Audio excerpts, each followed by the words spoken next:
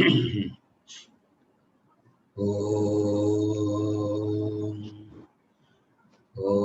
भद्रं कर्णेभिः शृणुयाम देवाः भद्रं पश्येमाक्षभिर्यजत्राः स्थिरैरङ्गैस्तुष्टुवागुंसस्तनूभिः व्यशेम देवहितं यदायुः स्वस्ति न इन्द्रो वृद्धश्रवाः स्वस्ति नः पूषा विश्ववेदाः स्वस्ति नस्तार्क्ष्यो अरिष्टनेमिः स्वस्ति नो बृहस्पतिर्दधातु ॐ शान्ति शान्ति शान्ति।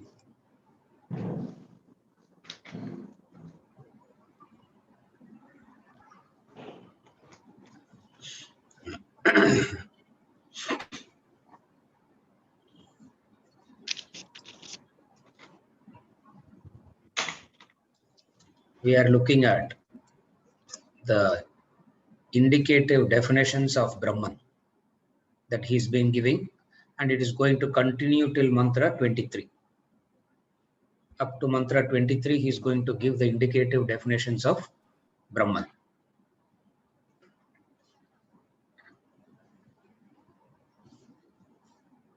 The previous mantra, he said, from me everything has come, all exists in me, and all merges back into me. Meaning, I am the cause. As it were, he is saying directly that I am the cause. The karana for the cause for everything to arise.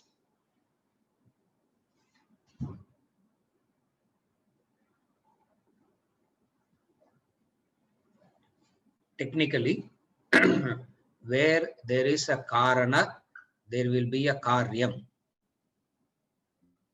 A karana will be followed by a karyam. Karyam means the modification, the action. Karana means the cause.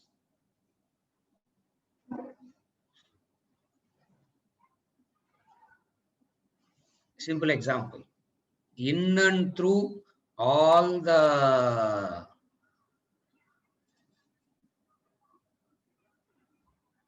karya, the karana appears. This is the law. Now, this is very, how do we understand this? If you give an example, it becomes easy. The various types of ornaments is the karyam. Gold is the karanam, the cause and the effect. The world is the effect, and I am the cause. That's what he said in the previous mantra very clearly.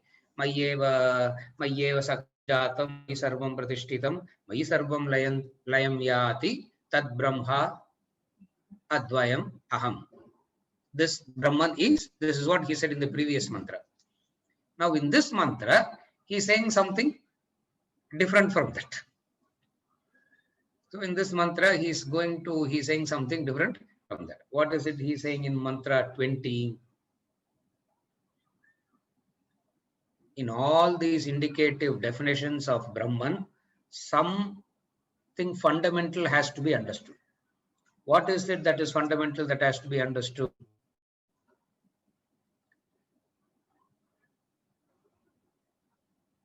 The words do not directly reveal Brahman.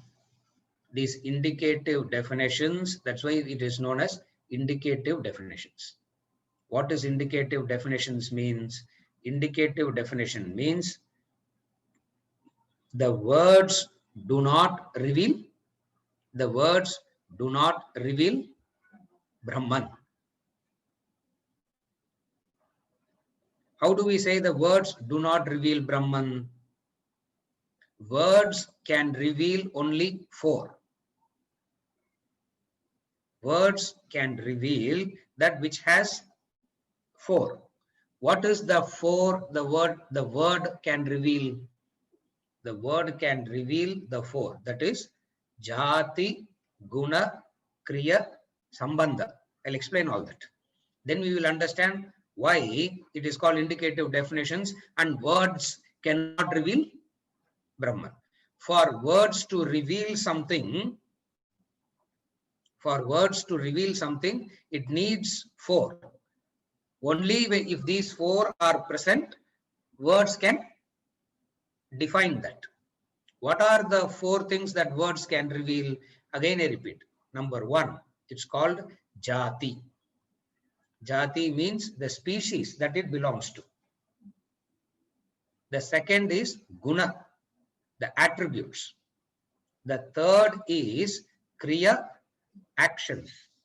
The fourth is sambandha, relationship. All that is known by words will have these four categories.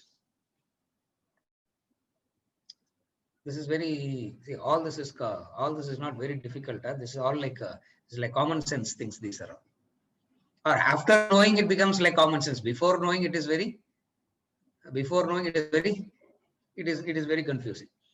For example, when you use the word cow, the word cow talks about a generic object. What is a generic object? It belongs to the species called cow. Seriya? The word cow refers to a particular animal, and whichever animal has the similar properties, we call them as cow. Words then can reveal an object which is a species. Are you able to follow? Once it has identified, then we bring in attributes, qualities to it to make it more clear. To make it more clear, we bring in attributes, gunas. What is it? A white cow, a grazing cow, a sitting cow. So it still means, so it makes it more. The jati, the guna makes the object more precise. You talk about the jati, you talk about the guna, and you bring in the kriya, action. It is much more clearer. The word reveals it with much clarity. The fourth thing is, how is it connected to the other rest? The other means the other the other objects. So sambandha means how one is interlinked, connected to the other. Words to reveal, it needs these four conditions to be fulfilled. Only when these four conditions are fulfilled, words can reveal itself. All that we have known is known through the words. Correct? All human knowledge is gained through the words. And we have no other means to learn other than the words, and the words to reveal need these four. Brahman cannot be revealed through words. Why Brahman cannot be revealed through words? Brahman doesn't belong to, it's not a species. It's not a species. It is not. It doesn't have gunas. It doesn't have attributes. It doesn't have properties. Number three, it doesn't have any kriya. It doesn't do any action. Neither is it related to anything. Neither is it related to anything means the rope in no way related to the snake. What is the relationship between rope and the snake? Is there a relationship? There's no relationship. Therefore, words can reveal that which has these four. Brahman being Brahman cannot be revealed through the words because it cannot be objectified. Are you okay till now? Second thing the words can do is, words can mean something direct, words can mean something implied.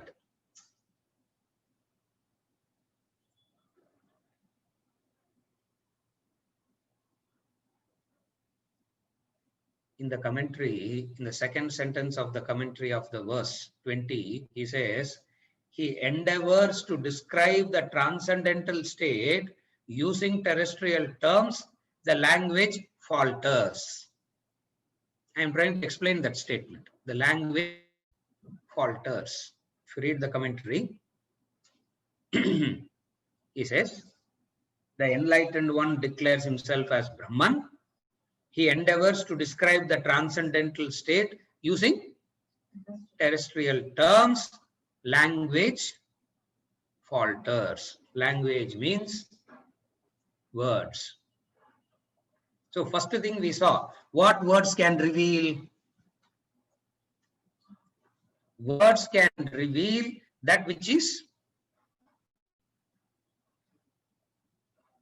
I'm using the Sanskrit terms because in my memory, Sanskrit terms is there. I have to struggle for the English word. And most of us can understand the Sanskrit word. It's not a big technical words to know. Jati, guna, kriya, sambandha. Are you okay till now? This jati, guna, kriya, sambandha, all four put together makes that which the word explains as finite. So words can describe these four, and through that four only the finite can be described. The infinite cannot be described. Therefore the language falters. Therefore the language falters. All that he doesn't put in the commentary, because if all this is put in the commentary will go into 1,000 pages. This itself is too much to, this itself people find it too difficult to read. Now if all this is brought in, it becomes that much more difficult. So what do I do? So in these sessions where we have the freedom of time to study and elaborate and all that, I am going into as many minute details as possible, so that our conviction in the knowledge becomes strong. So language falters. First thing is, words can describe only that which is finite. Anything that is described by word becomes finite, and God being infinite cannot be described by words, because infinite also is a word, and that word also doesn't reveal Brahman.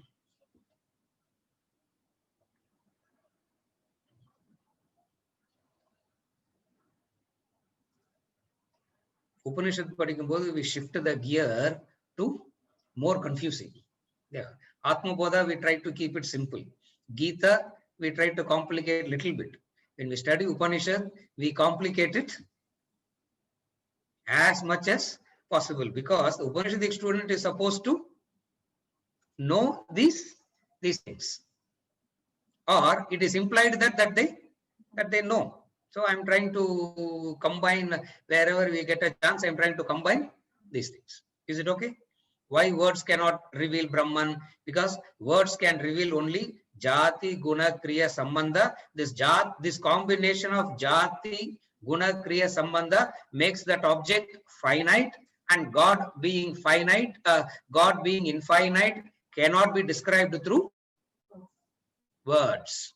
Therefore, language falters. The first thing. Now, the second reason why word language falters.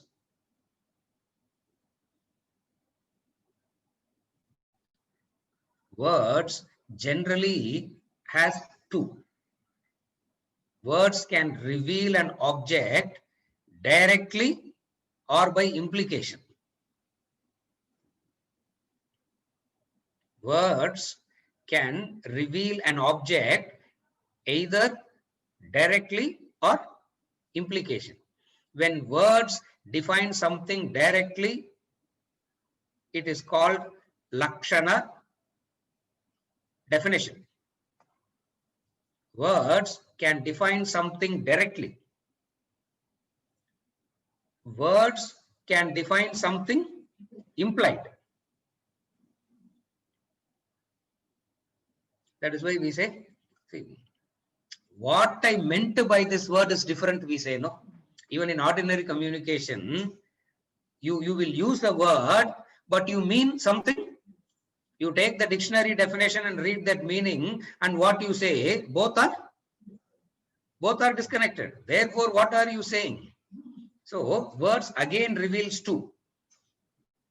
That which is direct, that which is implied. These indicative definitions of Brahman is implied meanings, not direct. And implied meanings means implication you can understand to however extent you have penetrated, you have evolved, to that extent only you can understand the implied meaning.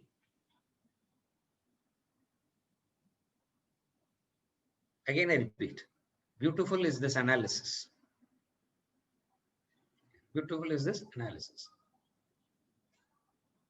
And Upanishad padikumbodella, I can also show off my skills, no? These are all chances where I can also show off. Yeah. Chumma show off padalla, Vijay. Don't take it seriously. Chumma just showing off what all?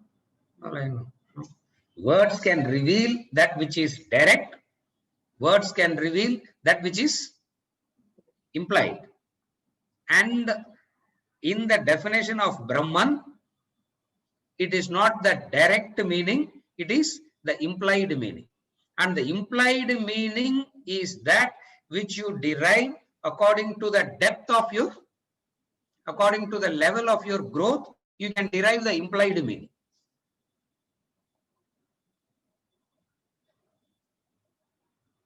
In English, he says, ingratitude stronger than traitor's arms vanquished Caesar. Just take that statement. I'm just taking something from the English language which we quote very often. Ingratitude stronger than traitor's arms vanquished Caesar. This statement has both the meanings, the direct meaning as well as the implied meaning. The direct meaning is what you hear once. More and more and more you reflect on this, more and more you study, more and more you reflect on this, the words will still remain the same. What? Ingratitude stronger than traitor's arms vanquished to Caesar. The words don't change. The word still remains the same, but the meaning of it to you keeps changing. So the indicative definitions means implied meanings, not direct. Don't take it direct, because if you take it direct, we will have the problem of contradictory definitions. If you take the word meaning as direct, that is where we have the problem of seeing these definitions as one contradicts with the other. In the direct meaning, one cannot contradict with the other. In the implied meaning, you are not bound by that strict definition. Therefore, the indicative definitions of Brahman, the definitions of Brahman, he says, indicative definitions. They are not definitions, they are indicating. This indication, these indicative definitions helps you to that extent you are evolved, to that extent this indicative definition helps.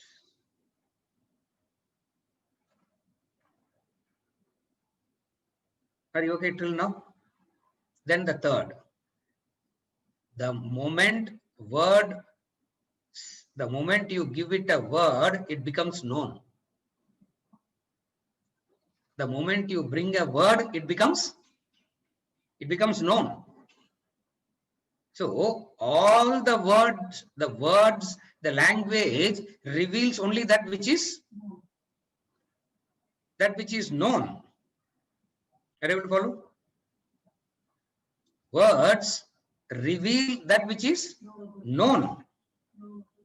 Words reveal that which is knowable. Words cannot reveal the Brahman. The words cannot reveal the unknowable.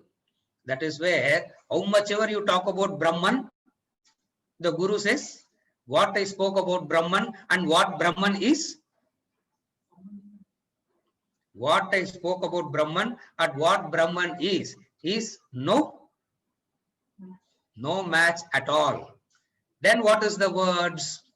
Words perform the role of Chandra Shaka Nyaya.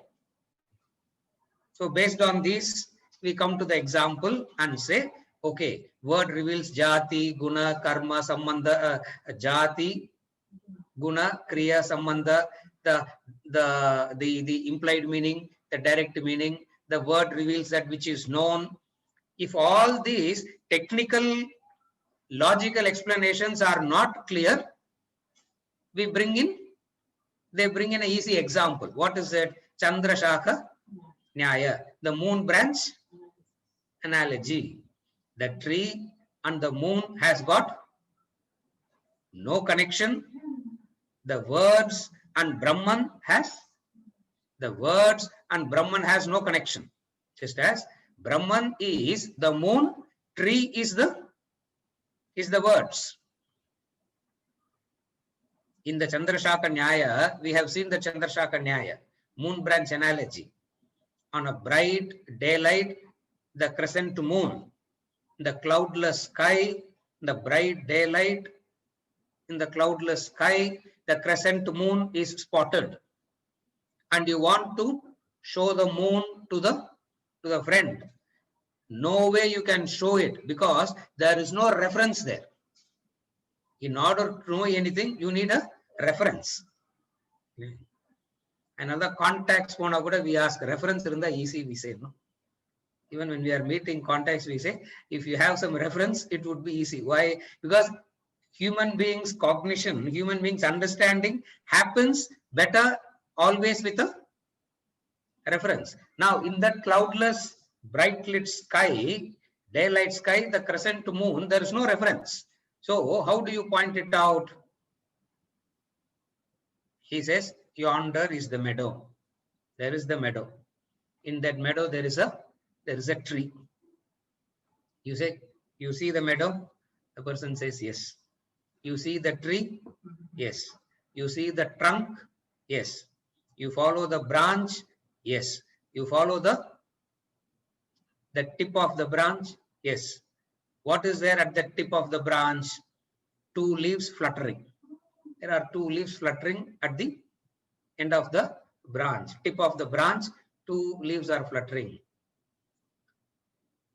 Look through the 2 leaves. Look in between the 2 leaves. And he spots the moon. After spotting the moon, he understands what?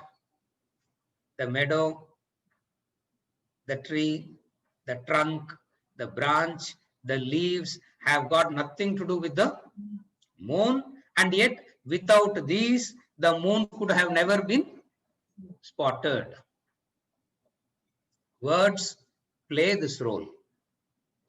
Language, words play this role. Where words are difficult, language gets refined in symbols. Where words are difficult, the language itself refines into a symbol. Now, it can be a direct word or it can be a symbol, but all these are indicators about Brahman, and none of these can point Brahman. In the Kenopanishad, he says, Naham manyesu vedeti, nona vedeti, vedacha, yonas tatveda tatveda, nona vedechi vedacha, yasyamatam tasya matam tasya na vedasaha, avijñatam vijanatam, vijñatam abhijanatam. Part 2. Kenopanishad, part 2, the Guru is struggling. He says, I know it, but there is no words by which I know it, but there is no words through which I can tell you what I know. In the Bhagavad Gita, Krishna brings out the same idea. Yah pashyati, sa pashyati. Whoever sees it, sees it. So when we are studying about the indicative definitions of Brahman, we need to understand this. We need to understand this very clearly.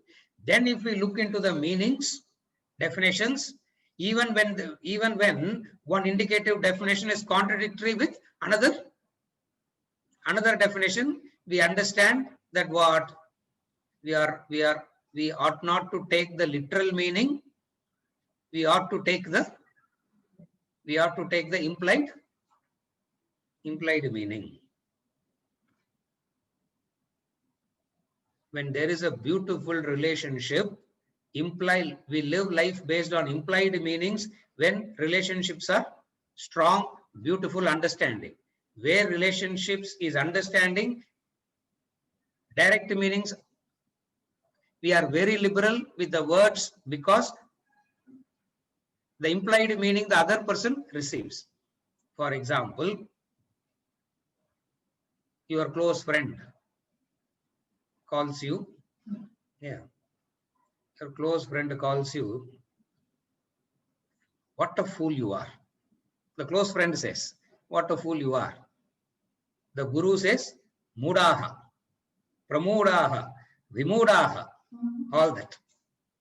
The neighbor also says, you are a fool. If you take the dictionary doesn't give, if the friend says fool means this meaning, if the Guru says fool means this meaning, if the neighbor says fool means, it doesn't give that. That is the direct meaning. Whoever says it, meaning remains the same. That is the direct meaning. But in life, we don't live life based on the direct meaning. We live life based on implied meanings. For that implied meanings is that which brings about the subtlety to life. Poetry is all about implied meanings. Poetry is not. That is why the modern generation, which are so used to precise definitions, for machine, precise definition is required. Human beings precisely define. We have lost the touch with poetry itself. Why? Because poetry is full of implied meanings. In the direct meaning, there is no scope for manana, reflection, interpretation. In the implied meaning, there is scope for manana. Are you able to follow? If the meaning is direct, there is nothing to reflect. You know it and that's it. That is where we ask, reflect. How can we reflect when the meanings are so? When the meanings are so direct, precise, there is no scope for reflection. When words are not in the implied meaning, which is what poetry is all about, and philosophy is much deeper than poetry. In poetry, we rely on implied meanings. So, at one level, precise definitions. At another level, words that has very many meanings, which can be interpreted in very many ways. Sir, why use such words? Why can't we use precise words and be done with it? If you use precise words and be done with it, then what are you going to reflect upon? how is your thinking going to develop? How is the subtlety in a human being going to develop? Therefore, what they do, you find the entire Shastras is in the form of poetry. Shastras predominantly is in the form of poetry. Why? Because they don't reveal the direct meaning, they reveal the implied meaning.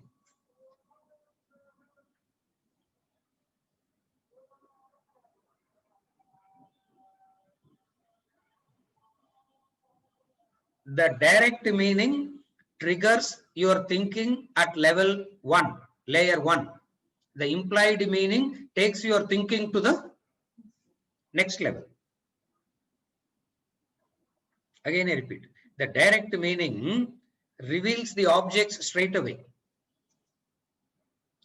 Supposing if you say white cow, that's it. You know that it is a white cow. And then you say, reflect on white cow. You will go back saying, what will you, I know that it is white cow. What is there to reflect on this? But then we say, the subtle body, the sukshma sharira, the subtle body. It's not an organ. It is a function. Thoughts functioning in a way is mind. Thought functioning in a way is intellect. And this intellect is different from intelligence. If we say all this, there is so much of scope in it for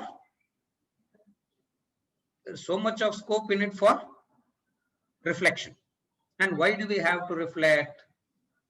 In reflection, the penetrating capacity increases, and only with the penetrating capacity we would be able to reach the higher levels of evolution. What is penetrating capacity? What is penetrating? Intellect is that penetrating capacity.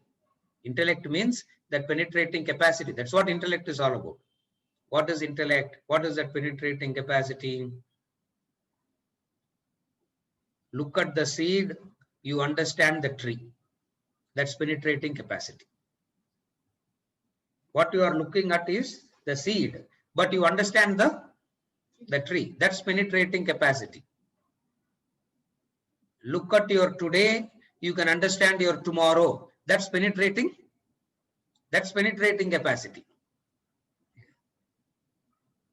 We really don't have to go to the horoscope man and all and ask, what will be my future? Look at your today, you will know your you will know your tomorrow. That's penetrating capacity. Look at your present, you can understand your future. That's penetrating capacity. Penetrating capacity reaches its crescendo, the depth, the peak, the highest point, as it were. What is it? When it can see the invisible in the visible.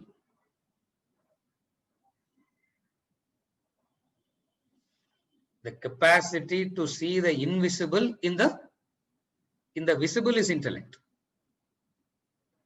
For it is not directly visible. You need to dig to get it. If you have to dig, the words is the tool which we have to use to dig. With what we will dig? Simply say dig. Now how we will dig? Words are the tools by which we have to dig. So the words must perform two things. What? It should give you a clarity at one level, and it should make you go to the next level. Words must do these two things. Are you able to connect now? Words must do these two things. It should give you a clarity at one level, and it should make you dig to the next level. Then if the penetrating capacities increases. If it is the direct meaning, there is no digging after that. And if you do not dig, the penetrating capacity in you will not develop. At the most, what will happen? You will become a very good scholar. That's all.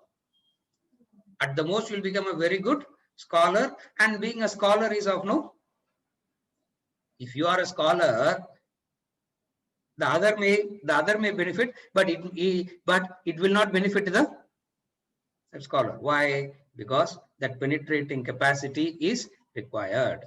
And penetrating capacity, the human being has only one tool to develop penetrating capacity. What is it? The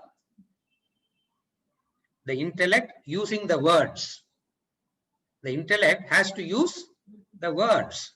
So the words has to be arranged in a systematic method, which is logic, which is reason, which is analysis.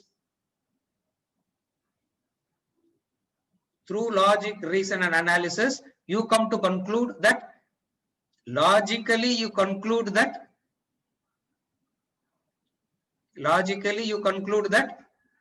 logic is useless. Are you able to follow? Logically you conclude.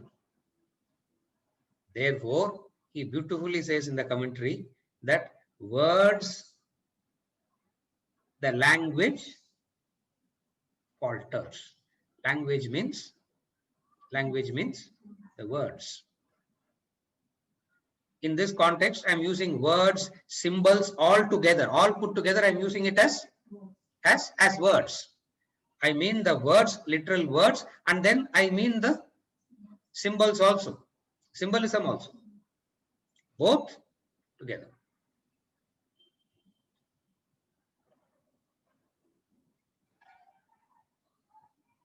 Are you okay till now? Okay. Words bring about a thought association. Words always bring about a thought association. There is nothing you can associate Brahman with which words can. Words always bring about a thought association. Are you able to follow? So from any angle, if you look at it, words falters to reveal the ultimate, and yet the Guru is struggling to teach the ultimate, which cannot be spoken. So what they resort to? They resort to a method called language of contradiction. So they resort to the method of teaching Brahman using the language of contradiction. Krishna faithfully used the language of contradiction method to teach Arjuna, and Arjuna couldn't follow. That's why he kept on asking. Krishna, don't keep contradicting. Tell me clearly. Tell me clearly, precisely that one. And Krishna is master class in using the words of contradiction.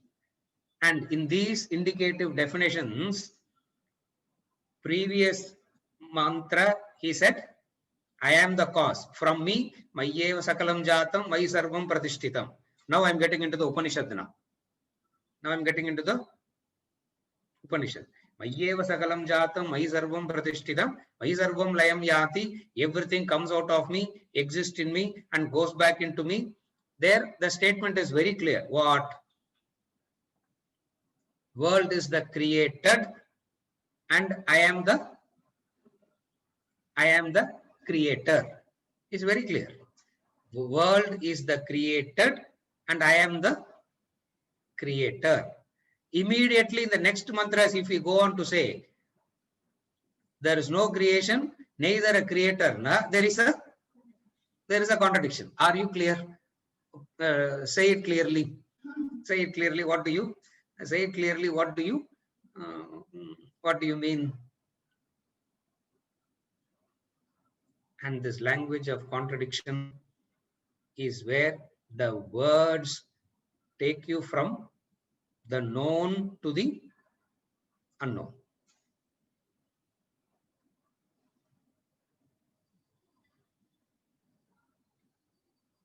we can understand the struggle that the Guru is going through. For he has found the most valuable.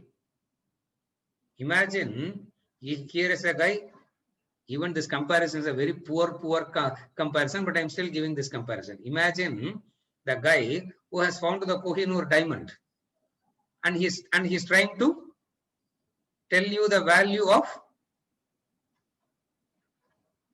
Kohinoor diamond, and we have only seen glass pieces in our, we have seen only glass pieces. And for the person who has seen and known only glass pieces, how would you explain? How would you explain the glory and grandeur of the Kohinoor diamond? Words must not give you the absolute knowledge. The words must give you a knowledge. At the same time, the same words must allow you to go deeper. It's a challenge. Having well thought about these difficulties, and all that, the great thinkers in the past devised a language specifically for communicating knowledge of Brahman, Vedanta, and that language is called Sanskrit. Sanskrit means well made, well designed.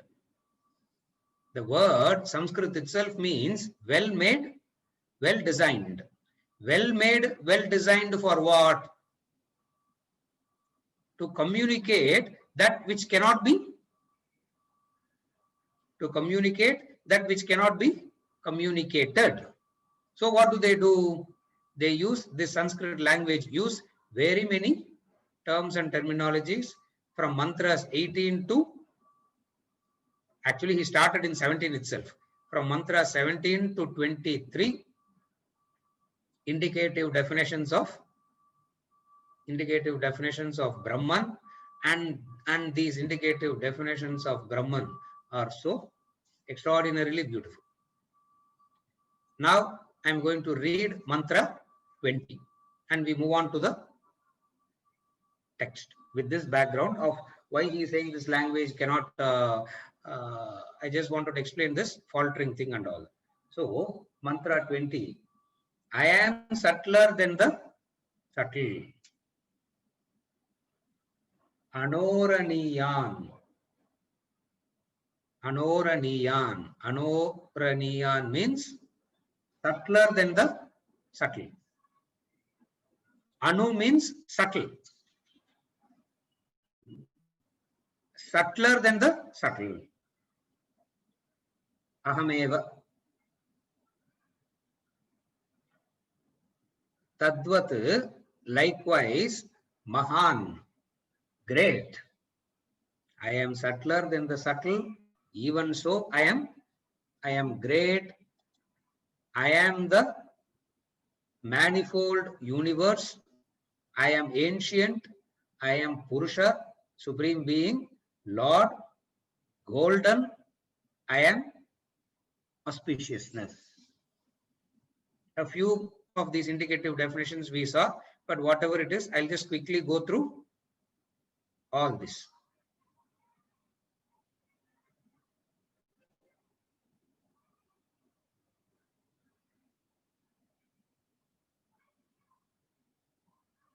Anoraniyan and Mahat talks about the contradictions. Mahati means greatest, huge, big. Subtler means I am minuter than the minutest. I am bigger than the biggest. I am minuter than the minutest. I am bigger than the biggest. So these two terms means Brahman is minutest and greatest. And which is polar opposites. The greatest and the greatest. One is known through telescope, another is known through Microscope. That which can be known through microscope cannot be known through telescope. That which you know through telescope cannot be known through microscope. Here he says, I can be seen through microscope and I can be seen through telescope also. We really, it defies our, and if he says, I am subtler than the subtle, it's very clear. Bring a microscope and find it out. I am greater than the greatest. So we say, what is the telescope? Hubble telescope. Use that Hubble telescope and locate. But then he is coming and saying, I am greater than the greatest, tinier than the tinier. So he is saying, I am the minutest and I am the biggest. Greatest, not in the quality of great. Greatest means in the sense of big. So I am smaller than the atom. I am bigger than whatever you have conceived of, the bigger. For a layperson who is not trained into the, for a layperson who has not trained into the Vedantic style of thinking and all that, he will say, you do not know what you are. They simply don't know. Looks like a drunken person, looks like a drugged person talking, because they only speak contradictory. Vishwam Vichitram. The next indicative definition. Vishwam Vichitram. And what is this Vishwam Vichitram? The reality manifests as the pluralistic phenomena. The reality is manifesting as the pluralistic phenomena. Now, what is it? Universe. The ornament equals two things. The ornament equals two things. What? Gold plus Nama Rupa.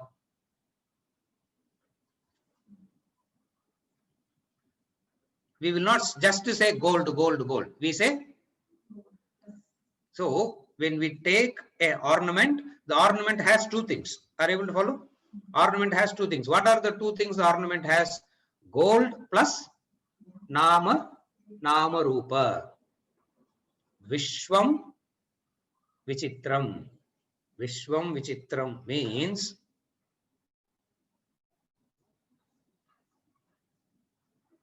all that you see as Nama Rupa is, all that you see as Nama Rupa is me. The all-pervading, the all-pervading Brahman is seen as the world of infinite things and beings. So the Nama Rupa is not different from, the Nama Rupa is not different from the gold. So penetrating capacity. What is the penetrating capacity? You see the Nama Rupa, but understand the gold. You see the Nama Rupa and understand the gold. Ramakrishna Paramahamsa gives a beautiful example. He makes it very simple. He gives a beautiful example. He says, what is seeing God everywhere? What is seeing this? He says, it's very simple. How does the thief see the ornaments? What does the thief see in ornaments? What does the thief see in ornaments? Only gold. He will not get carried away by the, he will not get carried away by the necklace. He will not get away, he will not by the nose ring, ear ring. He will not, even though he sees all that, what does he see? He sees only the gold. The lady sees the Nama Rupa and gets distracted. The thief sees the gold. Vishwam Vichitram. Vishwam Vichitram.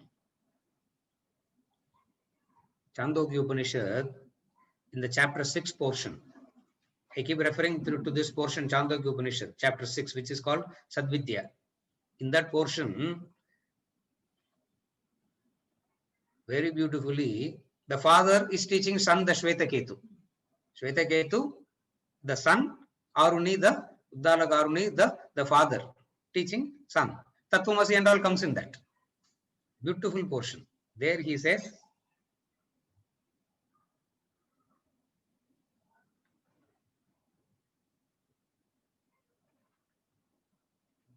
by knowing one pot that is made of clay, you know all that is made of clay. Beautiful example he gives. The clay pot example, the gold ornaments example, Rajju Sarpa, all these are classic Upanishadic examples. And that's why we don't change those examples. We keep repeating the same examples because these examples are convey those points beautifully. Able to follow? Vishwam Vichitram, manifold universe. And then the next definition, contradicting to that. Puranaha, Puratanaha, ancient. The next indicative definition. Puratanaha, ancient. Puratanaha means anadi. Puratanaha means anadi. Okay. Nadi means support. Anadi means no support. Tamil kuda anadana, what does it mean? When we say that this fellow is a anadana, what does it mean? The fellow doesn't have any support. Now, we are all not anadis because we all have support. There is a support of the father, mother, there is a support of the wife, there is a support of the child, there is a support of the friend, or at least government support. Yeah, somebody is there. So, none of us are anadi. Yeah. Have you ever observed, out of 100 movies, in 98 movies, the heroes will be? Have you ever observed that? In 98 movies, the heroes will be anadis. Hero na first condition to be a hero is what? They will ask the hero, where is your father and mother? I'm anadai, he says. And then, wow, what is that? Meaning he's great. He's so great that he doesn't need any support. That's what is implied. Not the sympathetic, that he is great, that he doesn't need any support. That's why he's are able to follow? Anadi, Sanatanaha, Puratanaha, Anadi, all means the same. Ancient. What is the support? We have the support of times, space, causation. Puratanaha means unsupported by, doesn't need the support of time. Time means time, space, causation. Purushaha. The next indicative definition. Beautiful. Purushaha.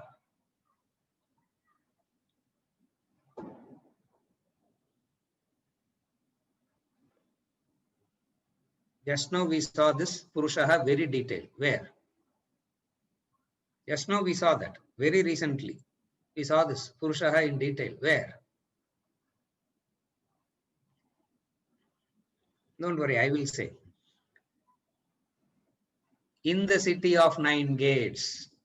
Where did we study? The city of 9 gates. Chapter 5 Bhagavad Gita. In the city of 9 gates. So, Purushaha means Pura Vasati iti Purusha. Meaning, one who resides in the city is Purusha.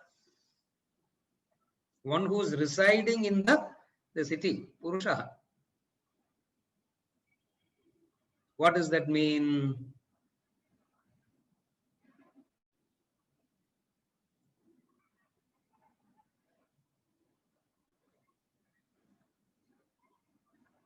Residing in the city means he comes and leaves. He comes and and lives. This is ordinary Purusha. Here, when he says, I am the Purusha, he doesn't mean the ordinary Purusha, he means the Param Purusha, Parama Purusha. That word Parama you have to add. It is implied there. The word Parama you have to add. Supreme Purusha. Aham Purushaha means the Supreme Being. What is the Supreme Being?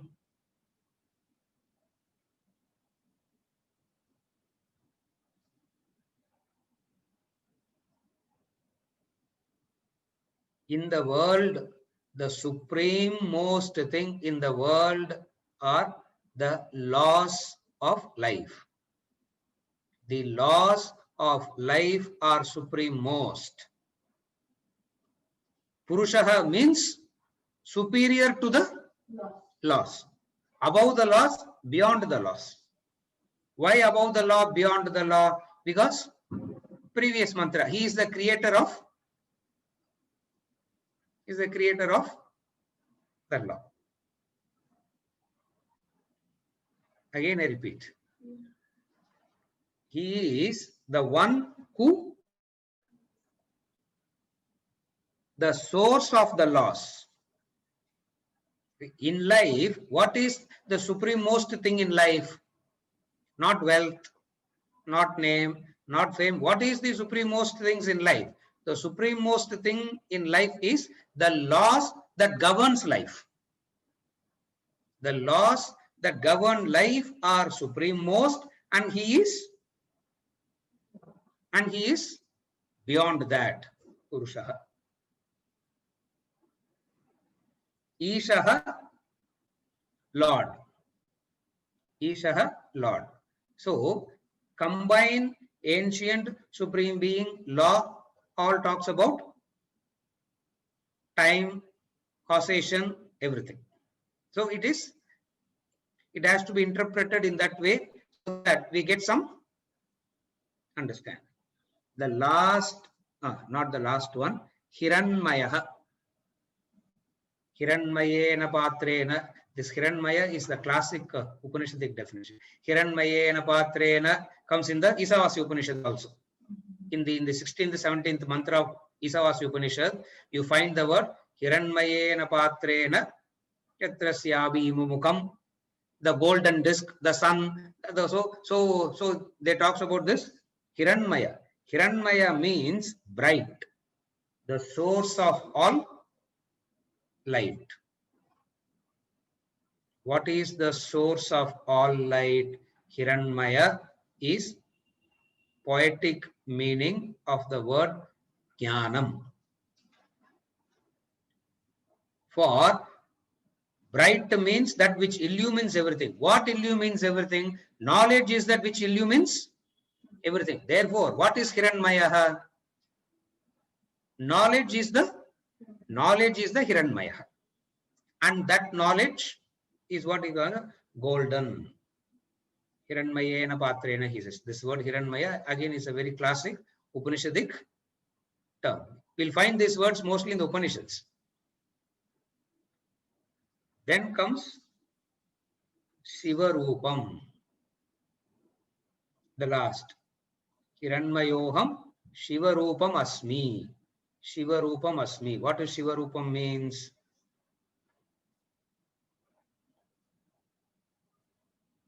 Shivam means auspiciousness. Shivam means auspiciousness.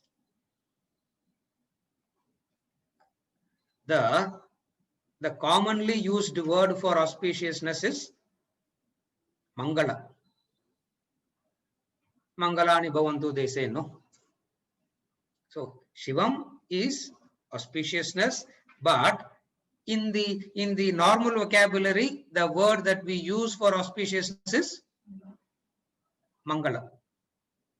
Tamil Mangalam we say. In Sanskrit, you don't have to use the word you can simply call it as Mangala. What does it mean?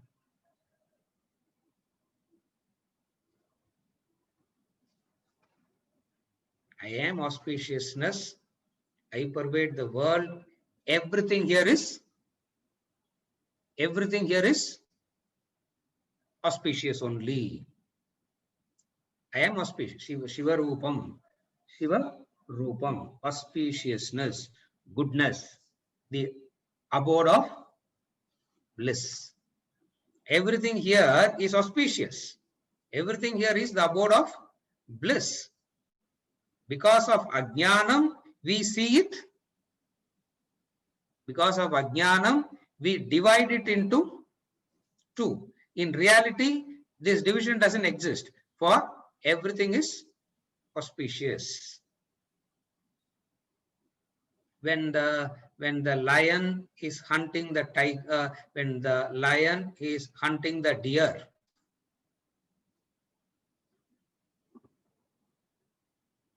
you won't say cruel, you won't say cruel lion, you won't say terrorist lion, you won't say all that, no.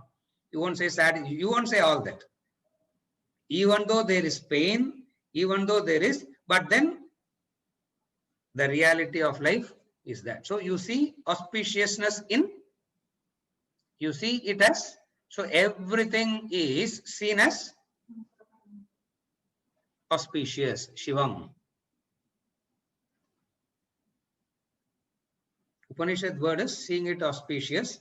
The normal word is we say, எல்லாத்துலயும் நல்லதை பார்க்கணும், we say no. You should see the goodness in everything. What is seeing the goodness in everything? Seeing the Shivam in everything. Seeing the Shiva Rupam Asmi. And the beauty of that is, it goes on saying, I am, I am, I am. He goes on saying, he's not saying, the beauty of these mantras, Kaivalya Upanishad is, in Atma Bodha, he will say, God is. In Atma Bodha, he will say, God is that. In Upanishad, he says, in Upanishad, he will not say God is that. What all the attributes of God is described in the other Shastras, in the Upanishad, all those attributes, the person says, I am. That is the difference. Are you able to see? Nirguno, Nishkriyo, Nityo, Nityakalpo, Niranjana, Nirvikaro, Nirakaro. Atma Bodha, we are studying that in Atma Bodha. There, all this is seen as attributes of God. In Upanishad, whatsoever the attributes of God is given in the Upanishad, the Upanishadic master says, he will not say these are attributes of God. He says, I am this. And then you see the Guru in a form, no? You see the Guru in a form, and he says, I am all pervading. The Guru is not even room pervading. He is not even chair pervading. For he himself has a form, 6 feet form. That's all that he has. And yet he says, I am all pervading. Na? You understand? The I there is not the direct reference to the instrument. The I there means something beyond. This is how we study. This is how we study. He says, I am all pervading. You look at yourself, where are you all pervading? You look at the Guru who says, I am all pervading. How is he all pervading? Because he is there, he is not there. Even in the room, he is in one place, he is not in the other place. And yet he says, I am all pervading. And when he says, I am all pervading, so what does he mean? He is not meaning all pervading in the literal sense. All pervasiveness in the way in which that we are not able to understand. He is not talking about all pervading in the literal sense. He is talking about all pervading in the sense which we cannot understand. This is mantra 20. This is mantra 20. Seriya? With this mantra 20, we conclude for today. Next session, we will continue with mantra 21. And again, as I said, 3 more verses, 21, 22, 23, all talks about indicative definitions. And then he stops. Then starts part 2, Kaivalya Upanishad part 2, where he gives some path, some paths. He gives a path, because Upanishads very reluctantly will give a path. Why they very reluctantly give a path? Because path indicates a finite thing. Path indicates that you are not that and you have to get that. Path indicates all that. Upanishads reluctantly gives a path, because the Upanishadic vision is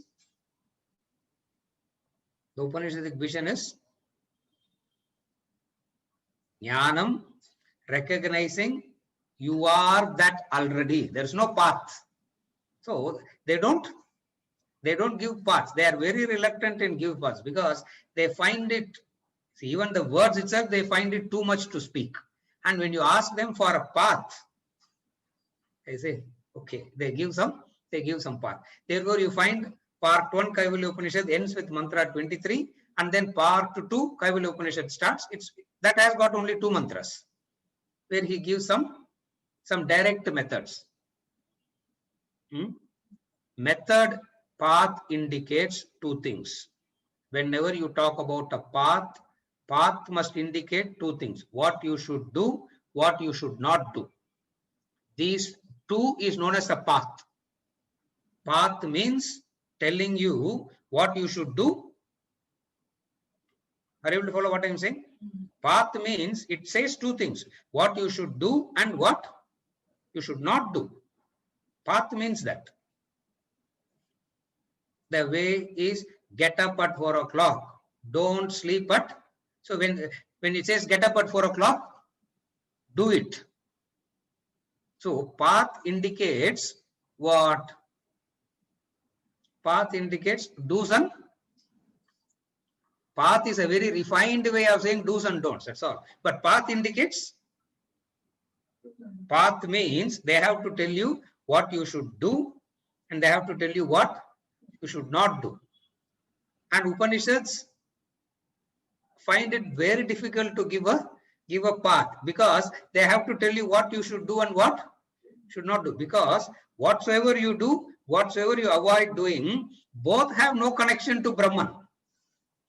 Whatsoever you do, whatsoever you avoid doing, both have no connection to Brahman whatsoever. Then why talk about all that? And yet the disciple needs it. And they give a path. What the later masters do, they take the path from the Upanishads and they elaborate it in detail. These elaborations of the path is what the discussions of Karma Yoga, Bhakti Yoga, Jnana Yoga is all about. The Upanishad just gives a path.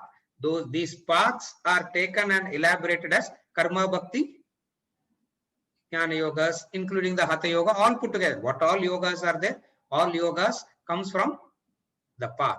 Path means, always remember, path means it has to tell you 2 things. When they say take to the right, what is implied in that? When they say take right, what is implied in that command of take right? You should not take left. So path means it should tell you what you should do, and it also tells you what you should not do. So it's a command telling you what you should do. It's a command telling you what should not do. For example, in the Bhagavad Gita 18th chapter, he says, do yajna dana tapas, don't do anything else. The path. The 18th chapter of the Bhagavad Gita, he says, do yajna dana tapas. So he's saying, do this. As he is saying, do this, he also has to say, what? What you ought not to do. And Upanishadic level, path is very. So in passing, at the end of it, reluctantly they give some path, which we will see and then we conclude Kaivalya Upanishad. This is the scheme. So another 3 more verses where we will talk about indicative definitions, and then the path. With this, the Upanishad is concluded. We continue next week again.